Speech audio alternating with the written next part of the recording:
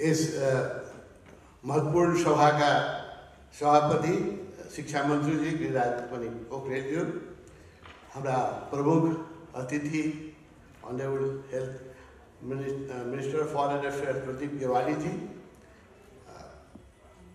Health minister Bhanubhakta Dhakal जी,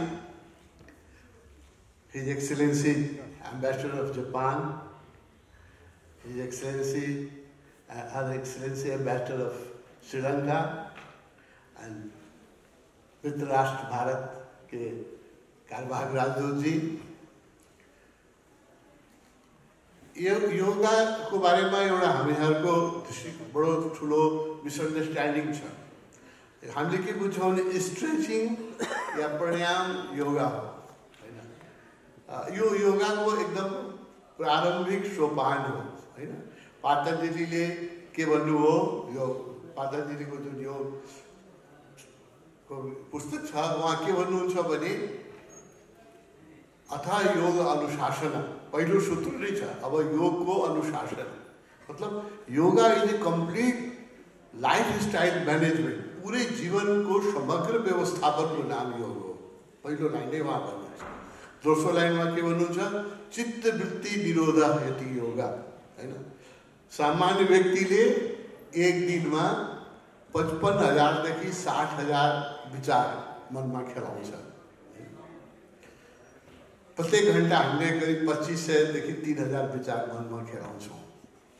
यो वृत्तिहरूमा हाम्रा जो प्राण शक्ति छ त्यो व्यय भइराखेको हुन्छ। हाम्रो सेटल एनर्जी जुन छ त्यो अनेक प्रकारका विचारले र चित्त मलिन भइराखेको हुन्छ। पतञ्जलिले के भन्नुभयो नि, यो चित्त वृत्ति जुन छ दौडिराखेको हजार दिशामा, यसको हामीले निरोध गर्न सक्यो भने हामी आफूलाई चिन्न सक्छौँ। योग के हो, आफूसँगै हामी अपरिचित छौँ। यो संसारमा धेरै कुराको हामीलाई ज्ञान हुन्छ, तर मलाई किन रिस उठ्छ, मलाई किन काम वासना उठ्छ, म किन कहिले दुखी हुन्छु, कुन कारणले सुखी हुन्छु, यो आफ्नै बारेमा हामीलाई धेरै कम ज्ञान छ। त्यसकारणले पतञ्जलिको दृष्टिकोण जुन थियो योगको अष्टाङ्गिक मार्ग हो यो। यसमा यो योग या स्ट्रेचिङ हामीले गरे या प्राणायाम गरे यो यसका आवश्यक अंग हो। तो यतिमै योग सकिँदैन। योग अष्टाङ्गिक योग को अंतिम लक्ष्य जुन हो त्यो समाधि हो। जब हामी मनलाई चित्तवृत्तिबाट निरोध गरेर जब परमात्मा सहितका कार्य गर्न सक्छौं तब योगको पूर्णता हुन्छ। तो योगलाई स्ट्रेचिङ मात्रै नबुझौँ। विदेशमा के भइरहेछ, योग is becoming very popular around the world. 300 million people are practicing yoga every day in the world. 30 crore व्यक्तिले प्रत्येक दिन योगा गरिरहेका छ विश्वमा। अमेरिकामा मात्रै एडल्ट जुन छन् तिनीहरूमध्ये 10% व्यक्तिले प्रत्येक दिन योगा कुनै न कुनै प्रकारको योगा गरिरहेका छ। र यो संख्या प्रत्येक 5 वर्षमा डबल 50% बढिरहेको छ। 10 वर्षमा डबल भइरहेको छ योगा गर्ने व्यक्तिहरू। अमेरिकाको स्ट्रीटहरूमा जहाँ खाली ब्रान्डेड सामान बिक्छ त्यहाँ पनि अहिले योगा स्टुडियोहरू फस्टाइरहेका छ। र योगा इन्डस्ट्रिजको रूपमा एउटा ग्रोइङ इन्डस्ट्रिजको रूपमा पश्चिमी जगतमा फैलिरहेका छ। दुर्भाग्य के छ भने जहाँ योगाको जन्म हो हिमाली क्षेत्रमा हैन, नेपालको त डाटै छैन। इन्डियामा पनि जहाँ नेपाल र इन्डियामा योगाका जहाँ जन्म हो, अमेरिकनहरू चाहिँ 10% अमेरिकनहरू योगा गरिरहेका छन्। एडल्ट अमेरिकन्सहरू कुनै न कुनै प्रकारको। त्यहाँ इन्डियामा 0.5% मात्रै छ। योग दिवस तो इन्डियाले घोषणा गर्यो, ठुलो उपकार गर्यो, तर योग पपुलर हुन सकेको छैन नेपाल र इन्डियामा हैन। यो हाम्रो कर्तव्य हो। र यो ठुलो इन्डस्ट्री पनि छ। यसले टुरिस्ट पनि इन्डियामा अहिले जति टुरिस्ट आउँछन् त्यसको 1/3 ताजमहल हेर्नलाई जति टुरिस्ट आउँछ त्योभन्दा बढी टुरिस्ट चाहिँ योगा र मेडिटेसन सिक्न आउँछ। र ताजमहल हेर्नेले त 1 घण्टामा या 1 दिनमा ताजमहल हेरेर फर्किन्छ। योगा र मेडिटेसन गर्ने मान्छे महिनौं बस्छ। त्यसकारणले टुरिज्मको पनि यो ठुलो उद्योग हुन सक्छ। अहिले वर्ल्डमा ऋषिकेशलाई योगा क्यापिटल हामी भन्छौँ। दुनियाँभरका मान्छेहरू योगा सिक्न आउँछ। म हाम्रो नेपाल सरकारसँग के आग्रह गर्न चाहन्छु भने त्यस्तै हामीले लुम्बनीलाई या देवघाटलाई योगा एन्ड मेडिटेसन क्यापिटल बनाउन नेपाललाई हैन। हामी सिकाउनलाई धेरै कुरा छैन, विज्ञान सिक्नलाई हामी बाहिरै जानुपर्छ, तर एउटा अन्तर्विज्ञान छ, इनर साइन्स छ हामीसँग योगा र मेडिटेसनको, त्यो हामी विश्वलाई सिकाउन सक्छौँ। र आजको जो नारा छ राष्ट्रिय एकता योगको सान्दर्भिकता, म त के भन्छु भने योग र मेडिटेसनलाई राष्ट्रिय मात्र होइन अन्तर्राष्ट्रिय एकता ल्याउँछ। अब रिचुअलिस्टिक रिलिजन जुन थियो, जुन धर्म चाहिँ हामीले क्रियाकाण्डमा आधारित धर्म थियो, 21वीं शताब्दीमा उसको अब कुनै भविष्य छैन। अब त्यो बिस्तारै त्यो धर्मबाट मान्छे मुक्त हुन चाहन्छ। अब नयाँ धर्म जुन हुन्छ त्यो मेडिटेसनको हुन्छ, त्यो योगाको हुन्छ। त्यसले इन्टरनेटले टेक्नोलोजीले दुनियाँलाई युनाइट गरिसक्यो। हामी दुनियाँमा झगडा किन भइरहेछ? दुई कारणले, एउटा राजनीतिकले र एउटा धर्मले। Politics and religion is dividing the world. Yoga and meditation can unite the world. आउने दिनमा योगा एन्ड मेडिटेसन प्र्याक्टिस गर्ने व्यक्तिहरू जुन हुन्छ त्यो हामी एक देशको नागरिक मात्रै हुन्न, हामी विश्व नागरिक हौँ। हामी संसारभरि अब विश्व कुटुम्बकम एउटा कुटुम्ब भइसक्यो यो विश्व 21वीं शताब्दीमा। अब हामीले राष्ट्रियता पनि धेरै जोडले गराउनु हुँदैन। राष्ट्रियता पनि एक प्रकारको जातीयता नै हो। अब हामीले विश्व परिवारको रूपमा सोच्नुपर्छ र त्यो दृष्टिकोणमा योग र मेडिटेसनले ठुलो हिस्सा लिन सक्छ। मसँग His Excellency Ambassador of Japan is here. In Japan, the yoga practitioners has increased 413% in last 5 years. Yoga practitioners are increasing all over the world except in the country where yoga has origin, in Nepal and India. हामी कहाँ मात्रै कमी छ र सारा दुनियाँमा, किनभने the WHO has predicted that by 2030 the highest killer will become psychosomatic disease. Depression and other mental disease will become the highest killer.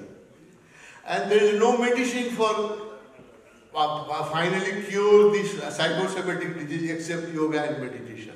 So yoga and meditation has now started appearing in medical prescription also. Doctors are also prescribing yoga and meditation. म विश्वभरिमा योगा र मेडिटेसनको प्रचार गर्नलाई घुमिरहेका छु। नेपालको यो जुन हाम्रो ज्ञान छ यसलाई लिनलाई मलाई आश्चर्य लाग्छ। अमेरिकाको फ्लोरिडा राज्यमा मात्रै योगाको 2टा युनिभर्सिटी छ। इन्स्टिट्युट त कति छ? We have 2 universities in Florida for yoga. As far as I know, there are 12 universities in India which teaches yoga and gives certificate for yoga. Unfortunately, in Nepal, we don't have even a school of yoga. त्यसैले म एउटा नेपाल गभर्नमेन्टसँग के प्रार्थना गर्न चाहन्छु भने एउटा national institute of yoga and meditation हामीले तुरन्तै खडा गर्नु। नेशनल इन्स्टिट्युट अफ मेडिटेसन यो देवघाटमा हुन सक्छ, जस्तो देवघाट र ऋषिकेशमा खास प्राकृतिक भिन्नता छैन। यो लुम्बिनीमा हुन सक्छ जहाँ विश्वभरिका मान्छे आउँछन् र यसले टुरिज्म, अहिले हामीले टुरिस्टको नारा दिइरहेका छौँ नि 2020। यो नारा दिएर मात्रै हुँदैन, हामीले उनीहरूलाई के दिनलाई पनि त चाहियो नि। उनीहरू आएपछि उनीहरूलाई होल्ड गरेर लुम्बिनी आएर 2 घन्टामा मान्छे फर्किन्छ। यदि हामीले योगा र मेडिटेसनको नेसनल इन्स्टिट्युट एउटा बनायो भने महिनौँ मान्छे बस्छ। यसले टुरिज्मलाई पनि गर्छ। Yoga is now a industry. हामीले मात्र यसको भ्यालु बुझेको छैन। It is one of the fastest growing industries in America. मसँग डाटा छ अमेरिकामा योगामाथि कति खर्च हुन्छ प्रत्येक वर्ष भने American are spending annually in yoga $16 billion. वर्ल्डमा योगामा कति खर्च भइरहेको छ भने $84 बिलियन ग्लोबल एक्सपेन्डिचर भइरहेछ योगामा। हामी यसमध्ये $1 बिलियन पनि त तान्न सकौँ। त्यसकाले मेरो एकदम करबद्ध प्रार्थना छ, औपचारिकता समारोहमा अन्त नगरौँ। आज योगा डे भयो, भोलिदेखि हामी सबै बिर्सिन्छौँ। यस्तै भइरहेका छ। औपचारिक समारोहमा हामी नटुङ्ग्याउँ यसलाई। लेट अस थिङ्क सिरियसली अनि एउटा national institute of yoga and meditation नेपालमा खडा गर्नुहोस्, हामी सहयोग गर्न तयार छौँ र त्यसमा हामी लाखौँ टुरिस्ट बोलाउँछौँ। विश्वबाट योगाको अहिले यत्रो एट्र्याक्सन छ कि लाखौँ टुरिस्ट आउँछ योगा र मेडिटेसन सिक्नलाई र त्यो एकै दिनमा 2 दिनमा फर्किँदैन, त्यो आएपछि महिनौ बस्छ। हाम्रो टुरिस्ट डे कति हामीलाई गेन हुन्छ त्यसको एउटा गरौँ। संसारमा जो करिस्मेटिक पर्सनालिटी छ त्यो सबै योगा गर्छ या कुनै न कुनै प्रकारको मेडिटेसन गर्छ। हेर्नुहोस्, आज योगा गर्ने व्यक्तिहरू इन्डियाका करिस्मेटिक पर्सनालिटी नरेन्द्र मोदीजी डेली 1 घण्टा योगा गर्नुहुन्छ। कनाडाका प्राइम मिनिस्टर जस्टिन ट्रुडेन डेली 1 घण्टा योगा गर्नुहुन्छ। नेल्सन मेन्डेला जीवनभर 1 घण्टा योगा गर्नुहुन्थ्यो। डेभिड क्यामेरोन योगा गर्नुहुन्छ। बान की मुन योगा गर्नुहुन्थ्यो। इन्डियाका जवाहरलाल नेहरू, इन्दिरा गान्धी र राजीव गान्धी यो सबै योगाका प्रेसिडेन्टहरू हुन्। अमेरिकामा जसले कन्स्टिट्युसन लेखे जेफरसन त्यो आफै 1 घण्टा रोज योगा गर्नुहुन्थ्यो। त्यसैले यो व्यक्तित्वमा जुन डाइनामिज्म आउँछ, जुन एउटा क्रिएटिभिटी आउँछ, त्यो योगा र मेडिटेसनले दिन्छ। त्यस कारणले योगामा 1 घण्टा टाइम दिनु देशको लागि, आफ्नो लागि र विश्वको लागि एउटा सही समयको सही उपयोग हो। मित्र, हामीसँग एउटै शरीर मात्रै छैन। हामी के ठान्छौँ भने योगा चाहिँ खालि फिजिकल बडीको लागि होइन। हामीसँग 7वटा शरीर छ। योगाले के हाम्रो धर्मले, हाम्रो विज्ञानले, योग र तन्त्रले के भन्छ भने फिजिकल बडी त खालि बाहिर हाम्रो शरीरको एउटा पार्ट हो। यसको ठिक भित्र हाम्रो कस्मिक बडी छ, एनर्जी बडी छ, त्योभन्दा तल हाम्रो मेन्टल बडी छ, मनुष्य शरीर छ। यस प्रकारले हामीसँग 7 लेयर छन् एक्जिस्टेन्सका। तपोवनले जो बाह्य हाम्रो 3टा शरीर छ, फिजिकल बडी, त्यसको बाद एनर्जी बडी र त्यसको तल चाहिँ मेन्टल बडी। यो 3टा बहुत महत्त्वपूर्ण छ। यो 3टा बडी हार्मोनीमा भयो भने बाँकी 4वटा बडी हार्मोनीमा आउँछ। यो 3टा बडीलाई हार्मोनाइज गर्नलाई हामीले प्याकेज सुरु गरेका छौँ। फिजिकल बडीको लागि 20 मिनट योगासन। सेकेन्ड बडी जुन छ प्राणिक बडी, जुन हाम्रो ऊर्जा शरीर छ, त्यसको लागि 20 मिनट प्राणायाम, प्राणिक शक्तिलाई देखाउनलाई। र जुन थर्ड बडी छ मेन्टल बडी, त्यसलाई पेसिफाई गर्नलाई 20 मिनट हामी चाहिँ ध्यान। 1 घण्टाको यो प्याकेज छ, हाम्रो युट्युबमा छ, हामी गएर सिक्न सक्नुहुन्छ। यसबाट तपाईँको फिजिकल बडी मात्र होइन, मेन्टल बडी। आज जुन संसारमा रोगहरू भइरहेका छ, डक्टरले के भन्छन् भने 80% physical disease is also rooted in mind. मन स्वस्थ छ भने शरीर त्यसै स्वस्थ हुन्छ र मनलाई स्वस्थ राख्नलाई ध्यान गर्नुपर्छ। त्यस कारणले हामीले एउटा अभियान 4 वर्ष 5 वर्षदेखि पनि सुरु गरिरहेका छौँ, जसले इन्डियाले योगा डे 21 जुनमा युनाइटेड नेसनमा पास गरायो। त्यस्तै नेपालले पहल गर्नुपर्छ एउटा वर्ल्ड मेडिटेसन डेको लागि। कुनै एक दिन म त ठान्छु बुद्ध जयन्ती गुड डे, किन बुद्धिस्ट कन्ट्रीले समर्थन गर्छ यसको। वर्ल्ड मेडिटेसन डेको लागि एउटा, या बुद्ध जयन्ती नेपाललाई ठिक लाग्दैन भने कुनै अरू दिन, र बुद्ध जयन्तीले गर्नु भने 22 कन्ट्रीले तुरन्त समर्थन गर्छ बुद्धिस्ट कन्ट्रीले। र वर्ल्ड मेडिटेसन डे यदि हामीले बुद्ध जयन्तीलाई गर्न सके, युनाइटेड नेसनमा प्रस्ताव गर्न सक्यो भने 22 बुद्धिस्ट कन्ट्रीले तुरन्त समर्थन गर्छ र बाँकी वर्ल्डमा कुनै पनि यस्तो देश छैन जसले बुद्धलाई हेट गर्छ। सबैले बुद्धलाई आदर गर्छ। र त्यसपछि हामीले टुडी खेलमा कराइराख्नु पर्दैन कि Buddha was born in Nepal, Buddha was born in Nepal, हामी कराइराख्नु पर्दैन। त्यसले साबित गरिदिन्छ कि Buddha is born in Nepal. त्यसले अर्को मेरो प्रस्ताव छ कि वर्ल्ड मेडिटेसन डेको प्रस्ताव युनाइटेड नेसनमा हामी लिएर जाउँ। म यो प्रस्ताव लिएर दुनियाँभरमा घुमिरहेका छु। धेरै कन्ट्रीमा अलरेडी यो मेडिटेसन सुरु भइसक्यो। अहिले इङ्ल्यान्डमा यसपालि बुद्ध जयन्तीका दिनमा उहाँले मेडिटेसन डे मनाउनु भयो। अमेरिकाका धेरै स्टेटहरूमा मनाउनु भयो। यसलाई हामीले पपुलराइज गर्न सक्यो भने Buddha was born in Nepal आफै प्रमाणित हुन्छ र हामी विश्वलाई नेपालले दिन सक्ने हामीसँग अरू के छ र? यही त ज्ञान छ, ध्यानको, बुद्धको, शिवको। यो ध्यान संसार, यो संसारलाई गभर्न गर्नेले 5वटा पर्सनालिटी लिनुभयो भने त्यो 5 पर्सनालिटीमध्ये 4 पर्सनालिटी चाहिँ बुद्ध यो हिमाली क्षेत्रमा जन्मेका हुन्। म 5 नाम लिन्छु। पहिलो शिव, होइन, बुद्ध, पातञ्जली, गोरख, र कृष्ण यो 5 मध्ये जो वर्ल्डमा सबभन्दा टावरिङ पर्सनालिटी हुन् 4वटा पर्सनालिटी चाहिँ हिमाली क्षेत्रमा जन्मेका हुन्। हामीले बिर्सिरहेका छौँ, आफ्नो गौरव र गरिमालाई बिर्सिरहेका छौँ।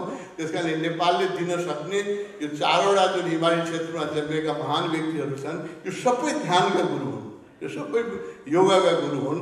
हामीले पनि विश्वलाई दिन सक्छौँ, ठुलो दान दिन सक्छौँ र त्यसतिर हामी सोचौँ, सिरियसली सोचौँ, औपचारिकता मात्रै मनाएर नछोड्दिउँ। मलाई दुःख के लाग्छ भने एक दिन हामी औपचारिकता योगा दिवस मनाउँछौँ, हामी तपाईँ हरेक दिन 1 घण्टा योगा गर्छौँ। तब म 77 वर्षको उमेरमा पनि अहिले सारा विश्व घुमिरहेका छु, योगाको बदलै घुमिरहेका छु। योगा तपाईँको जीवनमा आओस्, हामी जीवनमा एडप्ट गरौँ, यसलाई औपचारिकता मात्रै नराखौँ।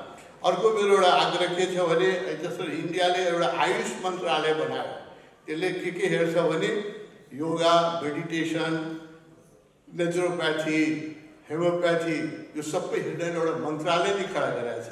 मेरो गर्वन्त प्रार्थना छ नेपाल गभर्मेन्टसँग यो विषयमा हामी सोचौँ। यदि मन्त्रालय खडा गर्न सकिन्छ भने मन्त्रालय खडा गरौँ, त्यसमा योगा, मेडिटेसन, नेचुरोप्याथी, आयुर्वेदा, हेमोप्याथी र चाइनिज मेडिसिन, यो अल्टरनेट मेडिसिन जुन हो त्यो अहिले विश्वमा धेरै पपुलर भइरहेछ। र यदि मन्त्रालय खडा गर्न सकिँदैन भने शिक्षा मन्त्रालयको अन्दरमा एउटा विभाग राखेर यसको एउटा डाइरेक्टर जेनरल बनाएर यसलाई हामी प्रमोट गर्न सक्यौँ भने हाम्रो देशमा yoga, meditation, naturopathy, Ayurveda, homeopathy and Chinese medicine सिक्न विश्वबाट मान्छे आउँछ। हाम्रो गरिमा र हाम्रो फरेन करेन्सीको हामी अर्न गर्न सक्छौँ। अन्तमा मलाई आइसक्यो, छिटो गर्नुहोस् भनेर नोटिस आइसकेको छ। म तपाईँको धेरै टाइम दिन चाहदिनँ। तर यो मेरो विषय हो, मेरो प्यासन हो, मैले 50 वर्ष यसमा लगाएको हो। म भाषण दिन आएको होइन, म जिरहेका छु, योगा प्र्याक्टिसर हो र दुनियाँमा लाखौँ व्यक्तिलाई योगा सिकाएको छु। त्यस कारण यो मेरो प्यासन हो। म के आग्रह गर्न चाहन्छु भने यो तपाईँको लाइफ स्टाइल बनोस्, तब मात्रै हामी योगा दिवसको सार्थकता पुरा गर्न सक्छौँ। धन्यवाद।